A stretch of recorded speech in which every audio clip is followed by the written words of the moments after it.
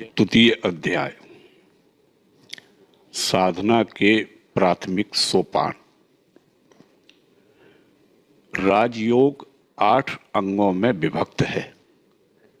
पहला है यम, अर्थात अहिंसा, सत्य, अस्तेय, चोरी का भाव, ब्रह्मचर्य और अपरिग्रह। दूसरा है नियम, अर्थात शौच, संतोष, तपस्या, स्वाध्याय और ईश्वर प्रणिधान, अर्थात ईश्वर को आत्मसमर्पण। तीसरा है आसन, अर्थात बैठने की प्रणाली। चौथा है प्राणायाम, अर्थात प्राण का संयम। पांचवा है प्रत्याहार, अर्थात मन की विषयाभिमुखी गति को फेरकर उसे अंतर्मुखी करना। छठा है धारणा, अर्थात किसी स्थल पर मन का धारण। सातवां है ध्यान और आठवां है समाधि, अर्थात अतिचेतन अवस्था। हम देख रहे हैं यम और नियम चरित्र निर्माण के साधन हैं। इनको नींव बनाए बिना किसी तरह की योग साधना सिद्ध न होगी।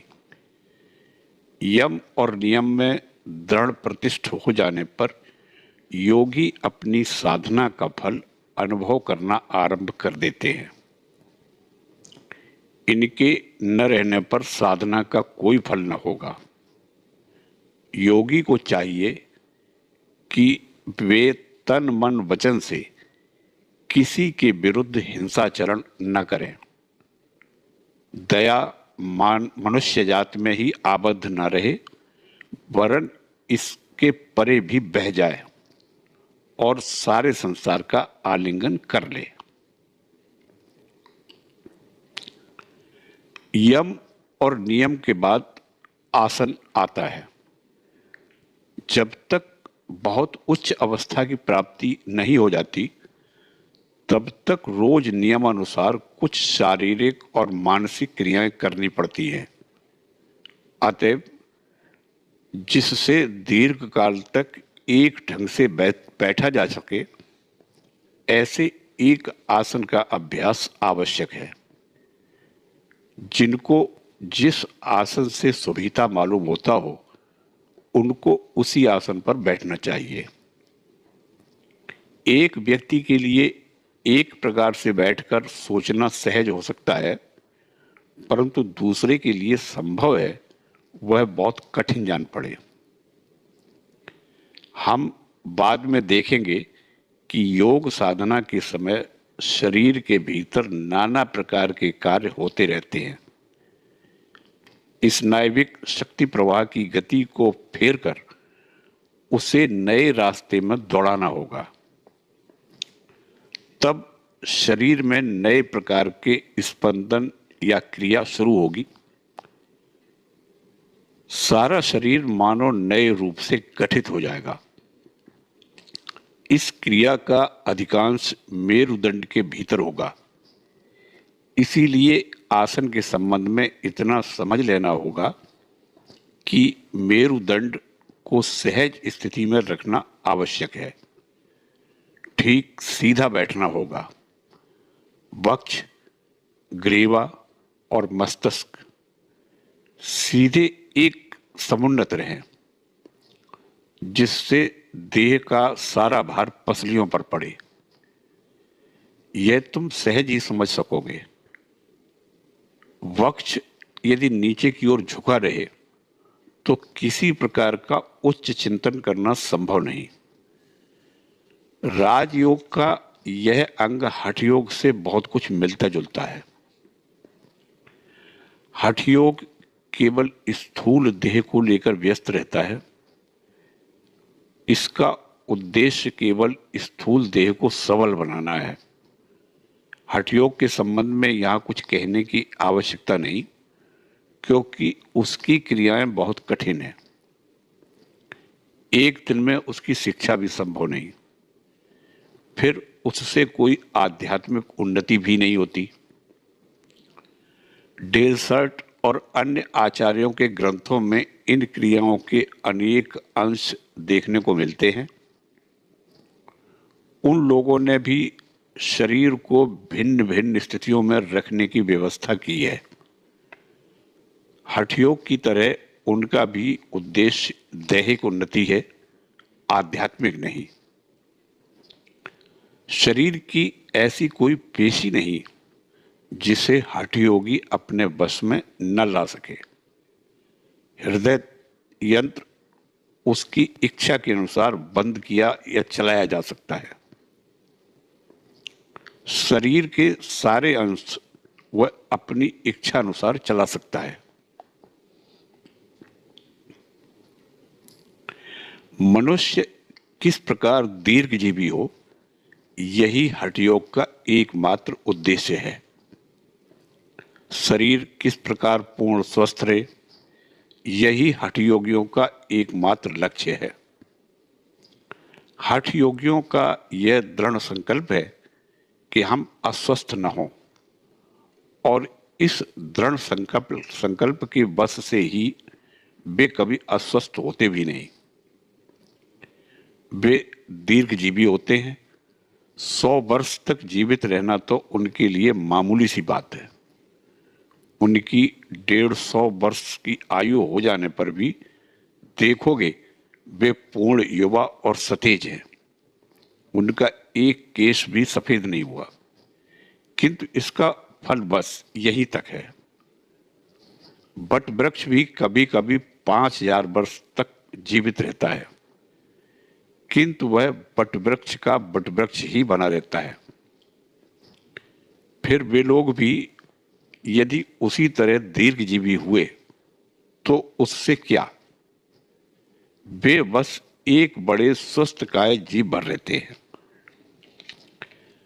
हठ योगियों के दो एक साधारण उपदेश बड़े उपकारी हैं। सिर की पीड़ा होने पर शैया त्याग करते ही नाक से शीतल जल पियो, इससे सारा दिन मस्तिष्क ठीक और शांत रहेगा और कभी सर्दी न लगेगी। नाक से पानी पीना कोई कठिन काम नहीं, बड़ा सरल है। नाक को पानी के भीतर डुबाकर गले में पानी खींचते रहो, पानी अपने आप ही धीरे धीरे भीतर जाने लगेगा।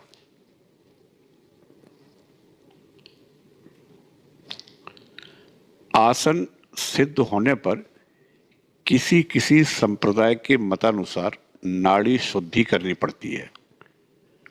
बहुत से लोग यह सोचकर कि यह राजयोग के अंतर्गत नहीं है, इसकी आवश्यकता स्वीकार नहीं करते। परंतु जब शंकराचार्य जैसे भाष्यकार ने इसका विधान किया है, तब मेरे लिए भी इसका उल्लेख करना उचित जान पड़ता है। मैं श्वेताश्वतर उपनिषद पर उनके भाष्य से इस संबंध में उनका मत उद्धृत करूंगा। प्राणायाम के द्वारा जिस मन का मैल धुल गया है, वही मन ब्रह्म में स्थिर होता है। इसलिए शास्त्रों में प्राणायाम के विषय का उल्लेख है। पहले नाड़ी शुद्धि करनी पड़ती है, तभी प्राणायाम करने की शक्ति आती है। अंगूठे से दाहिना नथुना दबाकर बाएं नथुने से यथाशक्ति वायु अंदर खींचो। फिर बीच में तनिक देर भी विश्राम किए बिना बायां नथुना बंद करके दाएं नथुने से वायु निकालो। फिर दाहिने नथुने से वायु ग्रहण करके बाएं से निकालो। दिन भर में 4 बार अर्थात ऊषा, मध्याह्न, सायंकाल और निशीथ, इन 4 समय पूर्वोक्त क्रिया का 3 बार या 5 बार अभ्यास करने पर एक पक्ष या महीने भर में नाड़ी शुद्धि हो जाती है। उसके बाद प्राणायाम पर अधिकार होगा। सदा अभ्यास आवश्यक है। तुम रोज देर तक बैठे हुए मेरी बात सुन सकते हो, परंतु अभ्यास किए बिना तुम एक कदम भी आगे नहीं बढ़ सकते। सब कुछ साधना पर निर्भर है। प्रत्यक्ष अनुभूति बिना ये तत्व कुछ भी समझ में नहीं आते। स्वयं अनुभव करना होगा। केवल व्याख्या और मत सुनने से न होगा। फिर साधना में बहुत से विघ्न भी हैं। पहला तो व्याधिग्रस्त देह है। शरीर स्वस्थ न रहे तो साधना में बाधा पड़ती है। अतः शरीर को स्वस्थ रखना आवश्यक है। किस प्रकार का खान पान करना होगा, किस प्रकार जीवन यापन करना होगा, इन सब बातों की ओर हमें विशेष ध्यान देना होगा। मन में सोचना होगा कि शरीर सबल हो, जैसा कि यहाँ के क्रिश्चियन साइंस मतावलंबी करते हैं। बस शरीर के लिए फिर और कुछ करने की जरूरत नहीं। यह हम कभी न भूलें कि स्वास्थ्य उद्देश्य के साधन का एक उपाय मात्र है।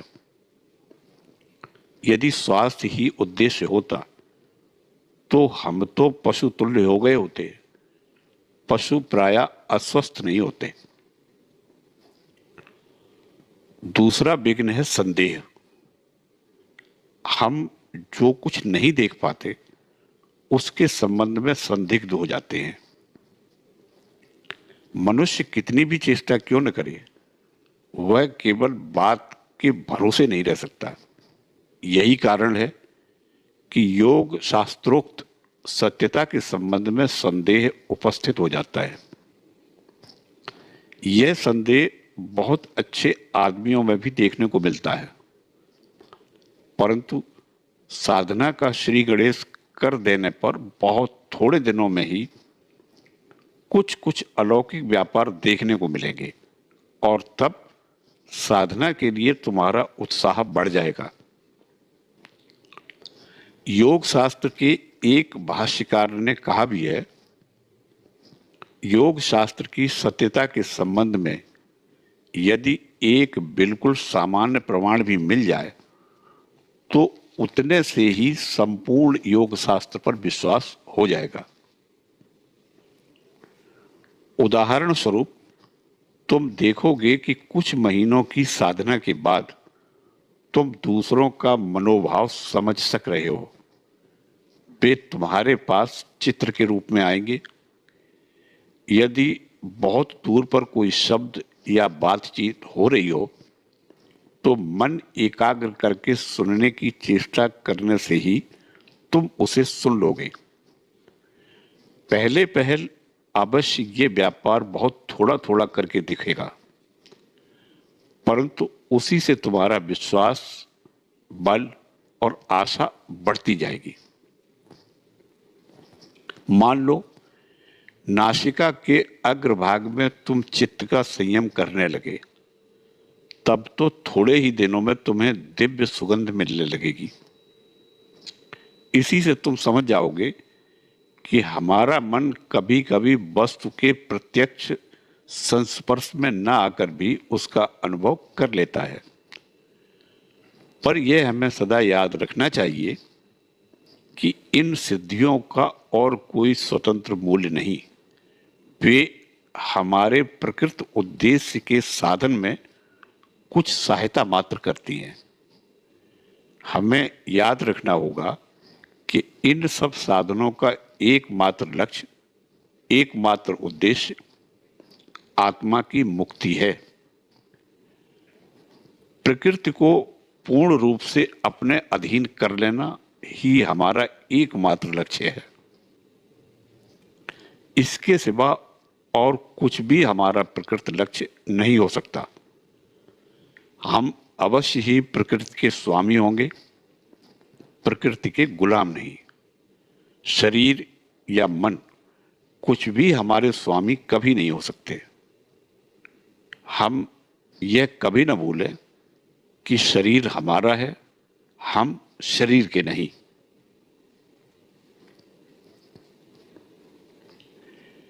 एक देवता और एक असुर किसी महापुरुष के पास आत्म जिज्ञासु होकर गए। उन्होंने उन महापुरुष के पास एक अरसे तक रहकर शिक्षा प्राप्त की। कुछ दिन बाद उन महापुरुष ने उनसे कहा, तुम लोग जिसको खोज रहे हो वह तो तुम ही हो। उन लोगों ने सोचा तो देह ही आत्मा है। फिर उन लोगों ने यह सोचकर कि जो कुछ मिलना था मिल गया, संतुष्ट चित्त से अपनी अपनी राह को प्रस्थान किया।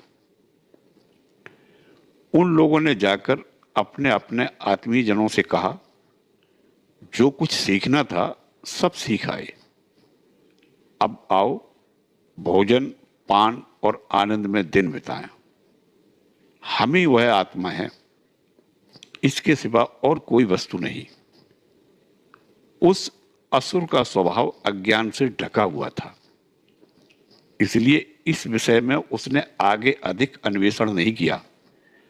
अपने को ईश्वर समझकर वह पूर्ण रूप से संतुष्ट हो गया। उसने आत्मा शब्द से देह समझा, परंतु देवता का स्वभाव अपेक्षाकृत पवित्र था। वे भी पहले इस भ्रम में पड़े थे कि मैं का अर्थ यह शरीर ही है, यह देह ही ब्रह्म है, इसलिए इसे स्वस्थ और सबल रखना, सुंदर वस्त्र आदि पहनना और सब प्रकार के दैहिक सुखों का भोग करना ही कर्तव्य है। परंतु कुछ दिन जाने पर उन्हें यह बोध होने लगा कि गुरु के उपदेश का अर्थ यह नहीं हो सकता कि देह ही आत्मा है, वरन देह से भी श्रेष्ठ कुछ अवश्य है। तब उन्होंने गुरु के निकट आकर पूछा, गुरु, आपके वाक्य का क्या यह तात्पर्य है कि देह ही आत्मा है? परंतु यह कैसे हो सकता है? सभी शरीर तो नष्ट होते हैं, पर आत्मा को तो नाश नहीं। आचार्य ने कहा, तुम स्वयं इसका निर्णय करो, तुम वही हो, तत्वमसि। तब शिष्य ने सोचा, शरीर में क्रियाशील जो प्राण है, शायद उसको लक्ष्य कर गुरु ने उपरोक्त उपदेश दिया था। वे वापस चले गए, परंतु फिर शीघ्र ही देखा कि भोजन करने से प्राण तेजस्वी रहते हैं और न करने पर मुरझाने लगते हैं। तब वे पुनः गुरु के पास आए और कहा, गुरु, आपने क्या प्राणों को आत्मा कहा है? गुरु ने कहा, स्वयं तुम इसका निर्णय करो, तुम वही हो। उस अध्यवसायशील शिष्य ने गुरु के यहां से लौटकर सोचा तो शायद मन आत्मा होगा, परंतु वे शीघ्र ही समझ गए कि मनोवृत्तियां बहुत तरह की हैं। मन में कभी सद्वृत्ति तो कभी असद्वृत्ति उठती है। अतः मन इतना परिवर्तनशील है कि वह कभी आत्मा नहीं हो सकता। तब फिर से गुरु के पास आकर उन्होंने कहा, मन आत्मा है ऐसा तो मुझे नहीं जान पड़ता, आपने क्या ऐसा ही उपदेश दिया है? गुरु ने कहा, नहीं, तुम ही वह हो, तुम स्वयं इसका निर्णय करो। वे देव पुंगव फिर लौट आए। तब उनको यह ज्ञान हुआ, मैं समस्त मनोवृत्तियों के परे एक मेवा द्वितीय आत्मा हूं। मेरा जन्म नहीं, मृत्यु नहीं, मुझे तलवार काट नहीं सकती, आग नहीं जला सकती, हवा नहीं सुखा सकती, जल नहीं गला सकता। मैं अनादि हूं, जन्म रहित, अचल, अस्पर्श, सर्वज्ञ, सर्वशक्तिमान पुरुष हूं। आत्मा, शरीर या मन रही है, वह तो इन सबसे परे है। इस प्रकार वे देवता ज्ञान प्रसूत आनंद से तृप्त हो गए, पर उस असुर बेचारे को सत्य लाभ न हुआ, क्योंकि देह में उनकी अत्यंत आसक्ति थी। इस जगत में ऐसी असुर प्रकृति के अनेक लोग हैं, फिर भी देवता प्रकृति वाले बिल्कुल ही ना हो, ऐसा नहीं। यदि कोई कहे, आओ तुम लोगों को मैं एक ऐसी विद्या सिखाऊंगा जिससे तुम्हारा इंद्रिय सुख अनंत गुना बढ़ जाएगा, तो अगणित लोग उसके पास दौड़ पड़ेंगे। परंतु यदि कोई कहे, आओ मैं तुम लोगों को तुम्हारे जीवन का चरम लक्ष्य परमात्मा का विषय सिखाऊंगा, तो शायद उसकी बात की कोई परवाह भी नहीं करेगा। ऊंचे तत्व की धारणा करने की शक्ति बहुत कम लोगों में देखने को मिलती है। सत्य को प्राप्त करने के लिए अध्यवसायशील लोगों की संख्या तो और भी बिरली है, पर संसार में ऐसे महापुरुष भी हैं जिनकी यह निश्चित धारणा है कि शरीर चाहे 1000 वर्ष रहे या लाख वर्ष, अंत में परिणाम एक ही होगा। जिन शक्तियों के बल से देह कायम है, उनके चले जाने पर देह न रहेगी। कोई भी व्यक्ति पल भर के लिए भी शरीर का परिवर्तन रोकने में समर्थ नहीं हो सकता। आखिर शरीर है क्या? वह कुछ सतत परिवर्तनशील परमाणुओं की समष्टि मात्र है। नदी के दृष्टांत से यह तत्व सहज ही बोधगम्य हो सकता है। तुम अपने सामने नदी में जलराशि देख रहे हो, वह देखो पल भर में चली गई और उसकी जगह एक नई जलराशि आ गई। जो जलराशि आई वह संपूर्ण नई है, परंतु देखने में पहली ही जलराशि की तरह है।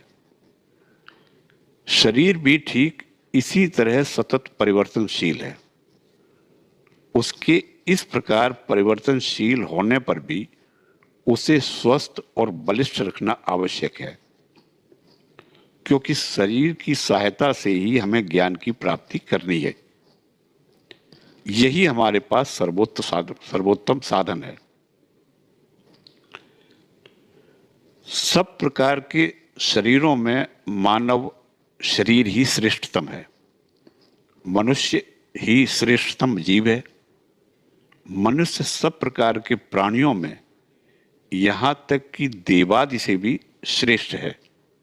मनुष्य से श्रेष्ठतर कोई और नहीं। देवताओं को भी ज्ञान लाभ के लिए मनुष्य देह धारण करनी पड़ती है। एकमात्र मनुष्य ही ज्ञान लाभ का अधिकारी है, यहां तक कि देवता भी नहीं। यहूदी और मुसलमानों के मतानुसार ईश्वर ने देवदूत और अन्य समस्त सृष्टियों के बाद मनुष्य की सृष्टि की, और मनुष्य के सृजन के बाद ईश्वर ने देवदूतों से मनुष्य को प्रणाम और अभिनंदन करने के लिए कहा। इब्लीस को छोड़कर बाकी सबने ऐसा किया। अतएव ईश्वर ने इब्लीस को अभिशाप दे दिया। इससे वह शैतान बन गया। इस रूपक के पीछे यह महान सत्य निहित है कि संसार में मनुष्य जन्म ही अन्य जन्मों की अपेक्षा श्रेष्ठ है। पशु आदि हीन योनियां जड़ या मंद बुद्धि की हैं। वे प्रधानता तम से निर्मित हुई है। पशु किसी ऊंचे तत्व की धारणा नहीं कर सकते। देवदूत या देवता भी मनुष्य जन्म लिए बिना मुक्ति लाभ नहीं कर सकते। इसी तरह मनुष्य समाज में भी अत्यधिक धन अथवा अत्यधिक दरिद्रता आत्मा के उच्चतर विकास के लिए महान बाधक है। संसार में जितने महात्मा पैदा हुए हैं सभी मध्यम वर्ग के लोगों से ही हुए हैं। मध्यम वर्ग वालों में सब शक्तियां समान रूप से समायोजित और संतुलित रहती हैं। अब हम अपने विषय पर आए। हमें अब प्राणायाम, श्वास प्रश्वास के नियमन के संबंध में आलोचना करनी चाहिए। चित्त वृत्तियों के निरोध से प्राणायाम का क्या संबंध है? श्वास प्रश्वास मानो देह यंत्र का गति नियामक प्रचक्र है। एक बृहद इंजन पर निगाह डालने पर देखोगे कि पहले प्रचक्र घूम रहा है और उस चक्र की गति क्रमशः सूक्ष्म से सूक्ष्मतर यंत्रों में संचारित होती है। इस प्रकार उस इंजन के अत्यंत सूक्ष्मतम यंत्र तक गतिशील हो जाते हैं। श्वास प्रश्वास ठीक वैसा ही एक गति नियामक प्रचक्र है। वही इस शरीर के सब अंगों को जहां जिस प्रकार की शक्ति की आवश्यकता है उसकी पूर्ति कर रहा है और उस प्रेरक शक्ति को नियमित भी कर रहा है। एक राजा के एक मंत्री था।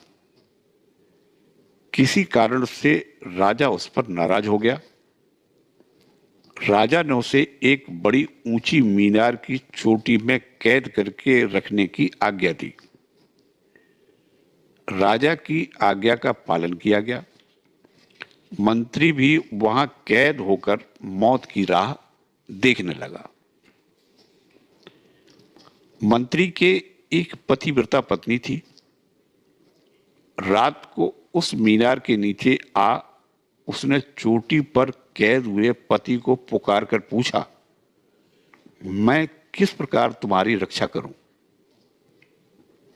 मंत्री ने कहा, अगली रात को एक लंबा मोटा रस्सा, एक मजबूत डोरी, एक बंडल सूत, रेशम का पतला सूत, एक भृंग और थोड़ा सा शहद लेते जाना। उसकी सहधर्मिणी पति की यह बात सुनकर बहुत आश्चर्यचकित हो गई। जो हो वह पति की आज्ञा अनुसार दूसरे दिन सब वस्तुएं ले गई।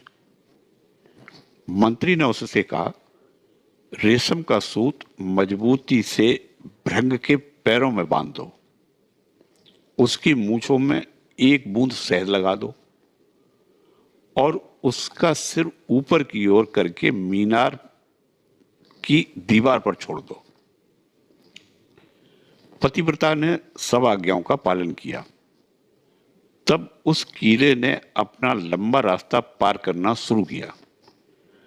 सामने शहद की महक पाकर उसके लोभ से वह धीरे धीरे ऊपर चढ़ने लगा और अंत में मीनार की चोटी पर जा पहुंचा। मंत्री ने झट उसे पकड़ दिया और उसके साथ रेशम के सूत को भी। इसके बाद अपनी पत्नी से कहा, बंडल में जो सूत है उसे रेशम के सूत के छोर में बांध दो। इस तरह वह भी उसके हाथ में आ गया। इसी उपाय से उसने डोरा और मोटा रस्सा भी पकड़ दिया। अब कोई कठिन काम नहीं रह गया। रस्सा ऊपर बांधकर वह नीचे उतरा और भाग खड़ा हुआ। हमारी इस देह में श्वास प्रश्वास की गति मानो रेशमी सूत है। इसके धारण या संयम कर सकने पर पहले स्नायविक शक्ति प्रवाह रूप सूत का बंडल, फिर मनोवृत्ति रूप डोरी और अंत में प्राण रूप रस्से को पकड़ सकते हैं। प्राणों को जीत लेने पर मुक्ति प्राप्त होती है। हम अपने शरीर के संबंध में बड़े अज्ञ हैं। कुछ जानकारी रखना भी हमें संभव नहीं मालूम पड़ता। बहुत हुआ तो हम मृत देह को चीर फाड़ कर देख सकते हैं कि उसके भीतर क्या है और क्या नहीं। और कोई कोई इसके लिए किसी जीवित पशु की देह ले सकते हैं, पर इससे हमारे अपने शरीर का कोई संबंध नहीं। हम अपने शरीर के संबंध में बहुत कम जानते हैं। इसका कारण क्या है? यह कि हम मन को उतनी दूर तक एकाग्र नहीं कर सकते जिससे हम शरीर के भीतर की अति सूक्ष्म गतियों तक को समझ सकें। मन जब बाह्य विषयों का परित्याग करके देह के भीतर प्रविष्ट होता है और अत्यंत सूक्ष्मावस्था प्राप्त करता है, तभी हम उन गतियों को जान सकते हैं। इस प्रकार सूक्ष्म अनुभूति संपन्न होने के लिए हमें पहले स्थूल से आरंभ करना होगा। देखना होगा सारे शरीर यंत्र को चलाता कौन है और उसे अपने बस में लाना होगा। वह प्राण है, इसमें कोई संदेह नहीं। श्वास प्रश्वास ही उस प्राण शक्ति की प्रत्यक्ष अभिव्यक्ति है। अब श्वास प्रश्वास के साथ धीरे धीरे शरीर के भीतर प्रवेश करना होगा। इसी से हम देह के भीतर की सूक्ष्म से सूक्ष्म शक्तियों के संबंध में जानकारी प्राप्त कर सकेंगे और समझ सकेंगे कि इस नायविक शक्ति प्रवाह किस तरह शरीर में सर्वत्र भ्रमण कर रहे हैं। और जब हम मन में उनका अनुभव कर सकेंगे, तब उन्हें और उनके साथ देह को भी हमारे अधिकार में लाने के लिए हम प्रारंभ करेंगे। मन भी इन स्नायविक शक्ति प्रवाहों द्वारा संचालित हो रहा है। इसीलिए उन पर विजय पाने से मन और शरीर दोनों ही हमारे अधीन हो जाते हैं, हमारे दास बन जाते हैं। ज्ञान ही शक्ति है और यह शक्ति प्राप्त करना ही हमारा उद्देश्य है। इसलिए हमें प्राणायाम, प्राण के नियमन से आरंभ करना होगा।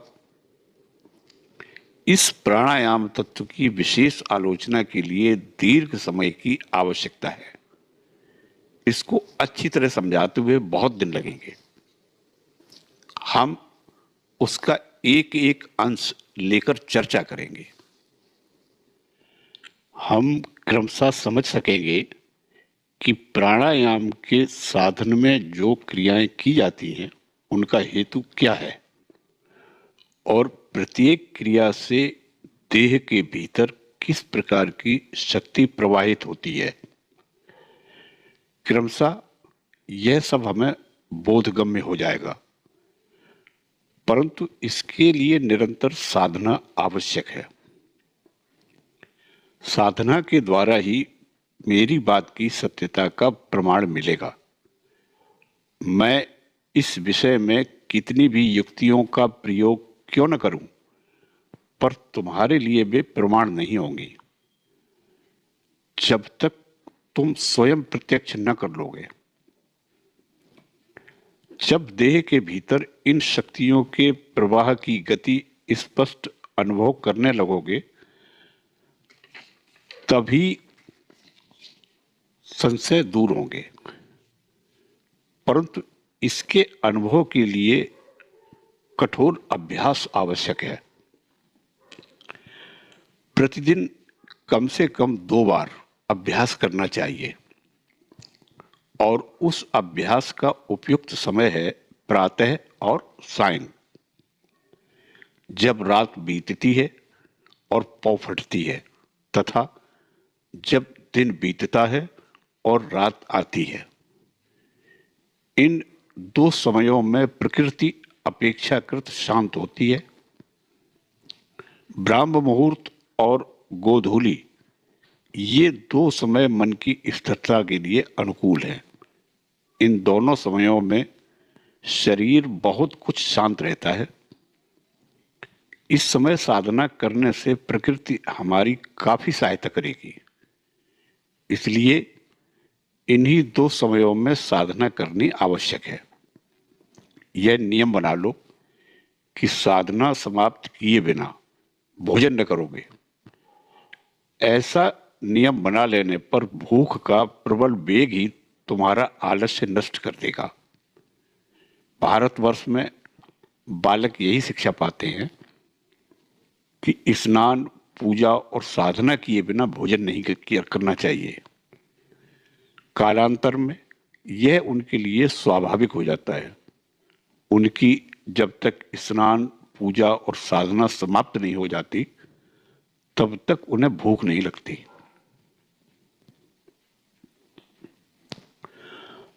तुम में से जिनको सुविधा हो वे साधना के लिए यदि एक स्वतंत्र कमरा रख सकें तो अच्छा हो। इस कमरे को सोने के काम में न लाओ, इसे पवित्र रखो। बिना स्नान किए और शरीर मन को बिना शुद्ध किए इस कमरे में प्रवेश न करो। इस कमरे में सदा पुष्प और हृदय को आनंद देने वाले चित्र रखो। योगी के लिए ऐसे वातावरण में रहना बहुत उत्तम है। सुबह और शाम वहां धूप और चंदन चूर्ण आदि जलाओ। उस कमरे में किसी प्रकार का क्रोध, कलह और अपवित्र चिंतन न किया जाए। तुम्हारे साथ जिनके भाव मिलते हैं केवल उन्हीं को उस कमरे में प्रवेश करने दो। ऐसा करने पर शीघ्र ही वह कमरा सत्व गुण से पूर्ण हो जाएगा। यहां तक कि जब किसी प्रकार का दुख या संशय आए अथवा मन चंचल हो तो उस समय उस कमरे में प्रवेश करते ही तुम्हारा मन शांत हो जाएगा। मंदिर, गिरजाघर आदि के निर्माण का सच्चा उद्देश्य यही था। अब भी बहुत से मंदिरों और गिरजाघरों में यह भाव देखने को मिलता है, परंतु अधिकतर स्थलों में लोग इनका उद्देश्य भूल गए। चारों ओर पवित्र चिंतन के परमाणु सदा स्पंदित होते रहने के कारण वह स्थान पवित्र ज्योति से भरा रहता है। जो इस प्रकार के स्वतंत्र कमरे की व्यवस्था नहीं कर सकते वे जहां इच्छा हो वहीं बैठकर साधना कर सकते हैं। शरीर को सीधा रख कर बैठो। संसार में पवित्र चिंतन का एक स्रोत बहा दो। मन ही मन कहो, संसार में सभी सुखी हों, सभी शांति लाभ करें, सभी आनंद पाएं। इस प्रकार पूर्व, पश्चिम, उत्तर, दक्षिण चारों ओर पवित्र चिंतन की एक धारा बहा दो।